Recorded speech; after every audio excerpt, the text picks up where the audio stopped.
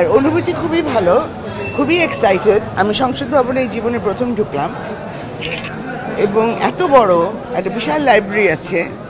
এখনো কাজ কি সেটা জানি না, নির্দিষ্ট করা হবে কাজ, এখনো কাজটা জানি না।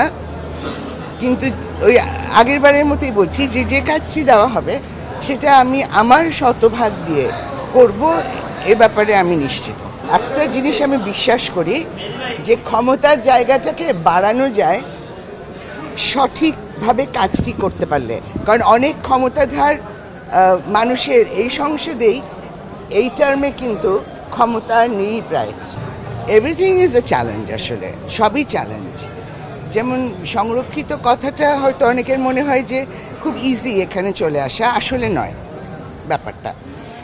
আর সত্যি কথা হচ্ছে যে মেয়েরা ডেফিনেটলি বিভিন্ন ফিল্ডে ইভেন রাজনীতিতেও আগাচ্ছে।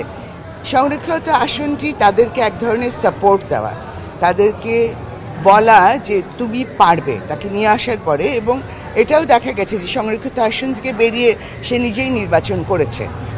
সুতরাং দেখতে চাইলে সব কিছুই আমি অর্ধেক গ্লাস ভরা দেখতে পারি, আবার দেখতে চাইলে সব কিছুই আমি অর্ধেক গ্লাস খালি দেখতে পারি।